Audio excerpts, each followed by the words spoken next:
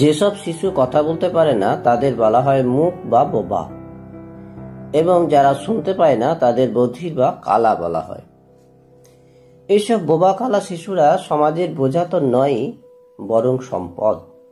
উপযুক্ত শিক্ষা ও প্রশিক্ষণ পেলে তারাও যে মানব সম্পদে পরিণত হবে তার প্রকৃষ্ট উদাহরণ আমেরিকার বিশ্ববিখ্যাত কবি, সাহিত্যিক, রাজনৈতিক কর্মী, অভিনেত্রী এবং সর্বোপরি একজন মানবতাবাদী হেলেন কেলার, যিনি মাত্র 19 মাস বয়সে হয়ে গেছিলেন বোবা, কালা ও অন্ধ।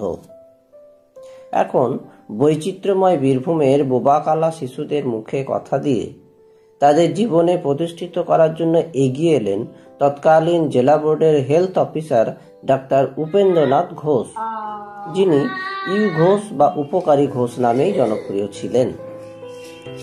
1936 খ্রিস্টাব্দে 26শে মে সিউড়ির লিজ ক্লাবের বারান্দায় মাত্র 2টি ছাত্রছাত্রী নিয়ে শুরু হলো জেলার প্রথম এবং একমাত্র মুকবধির বিদ্যালয়।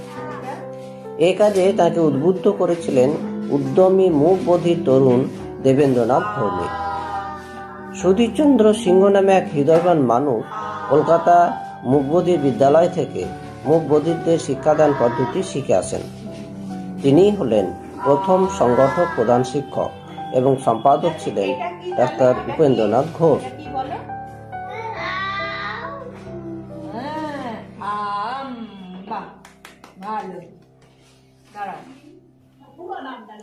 ছাত্র সংখ্যা বৃদ্ধি ও তহবিল গঠনের জন্য বিভিন্ন মেলায় মুকবধিরদের প্রদর্শনী করানো হতো। লাভপুরের হৃদয়বান জমিদার সত্যনারায়ণ বন্দ্যোপাধ্যায়ের আন্তরিক প্রচেষ্টায় নতুন প্রাণ পেল এই বিদ্যালয়। হোস্টেল নির্মাণে সাহায্য করলেন বিখ্যাত বাস মালিক ভূতবাবু, ব্যবসায়ী জিতেন্দ্রনাথ মুখোপাধ্যায়। লালকুটিপাড়ায় প্রতিষ্ঠিত হল সত্যপ্রসন্ন ছাত্রাবাস ও শিবসতী ছাত্রী আবাস। 1952-53তে এখানে উঠে এলো বিদ্যালয়। এর সুনাম জেলা ছাড়িয়ে রাজ্যে পৌঁছালে স্থান সংকুলনের জন্য 1960 থেকে 61 খ্রিস্টাব্দে সামন্তবাজারে 3 বিঘা জমি সমন্বিত একটি রাজবাড়ি কেনা হলো। তখন থেকে এখানে রয়েছে বিদ্যালয়টি। তাকে বিভিন্নভাবে সাহায্য করেছিলেন বীরভূম জেলা স্কুল বোর্ড, বীরভূম জেলা বোর্ড, সিউড়ি মিউনিসিপ্যাল বোর্ড এবং কিংবদন্তি জেলা ম্যাজিস্ট্রেট রঘু ব্যানার্জি।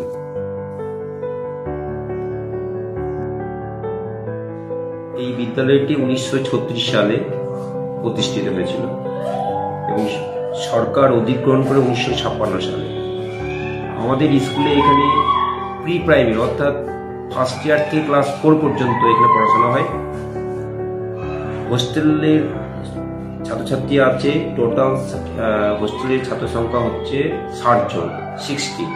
এবং এখানে ছাত্রছাত্রীরা পরিষেবা বিনা পয়সায় তারা খাওয়া দাওয়া এবং থাকা, তার জন্য এই পশ্চিমবঙ্গ সরকার তাদেরকে সমস্ত পরিবহন করছে, দিচ্ছে।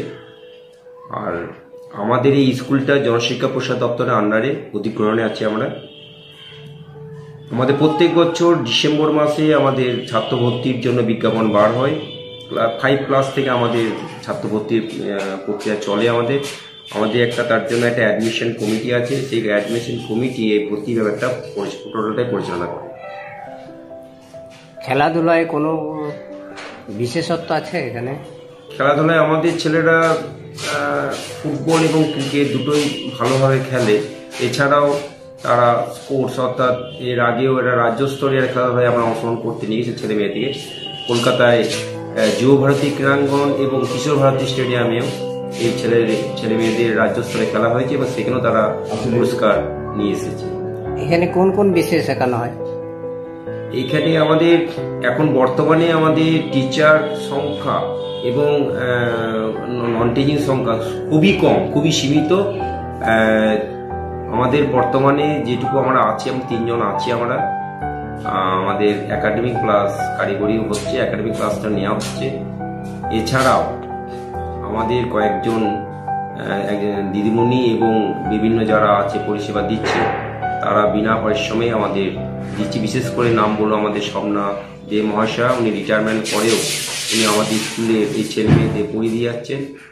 এছাড়া নৃত্য শিক্ষা দেওয়া হয়। আরেকজন মাস্টারমশাই আছেন, উনি আমাদের ছেলে মেয়েদের যোগাসন এই শিক্ষা দেয়। আমাদের এই স্কুল আরো ভালোভাবে চালাতে গেলে আমাদের কর্মী সংখ্যার বিশেষ দরকার। কোন কোন বিষয়ে কারিগরি কোন কোন বিষয়ে আপনাদের শেখাতেন আগে বা এখনো শেখান? না, আমাদের আগে কারিগরি সেকশনে 4টে সেকশন ছিল। এই মুহূর্তে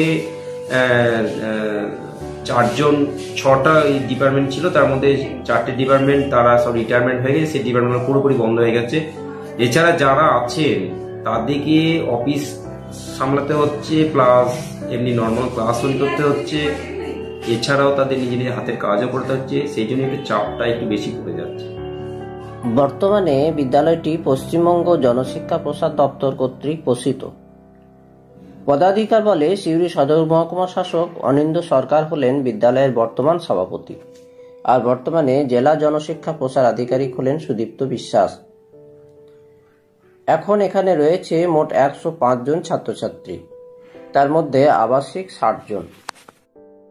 এই বিদ্যালয়ে পদার্পণ করেছিলেন বিশ্বকবি রবীন্দ্রনাথ ঠাকুর, তৎকালীন রাজ্যপাল কৈলাসনাথ কাটজু ও মুখ্যমন্ত্রী প্রফুল্লচন্দ্র সেন, ঐতিহাসিক ডক্টর রমেশচন্দ্র মজুমদার, কবি জসিমউদ্দিন, লেখিকা আশালতা সিংহ।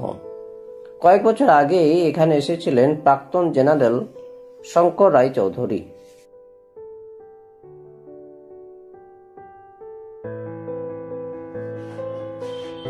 এখানে মুকবধির ছাত্রছাত্রীদের শিক্ষাদানের জন্য প্রচলিত ওষ্ঠপঠন, আঙুলের দ্বারা বানান শেখানো, কম্পন ও স্পর্শের মাধ্যমে শেখানো এবং শ্রবণ সহায়ক ও দর্শন ভিত্তিক বিভিন্ন পদ্ধতি ব্যবহার করা হয়।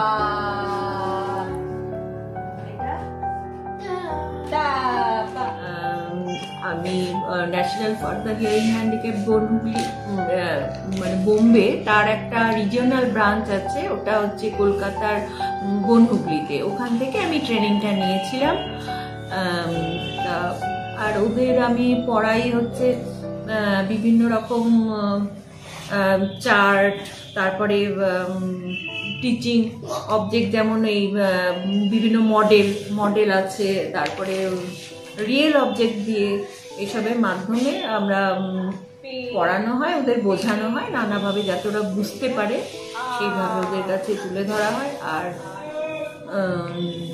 এর জন্য আমাদের মানে ওদের তো কানে যাদের মেশিন আছে, মানে মেশিনের সাহায্যে ওরা সামান্য শুনতে পায়, মানে যেটা শুনতে পাচ্ছে তার সাথে ওরা লিপরিডটা ফলো করছে।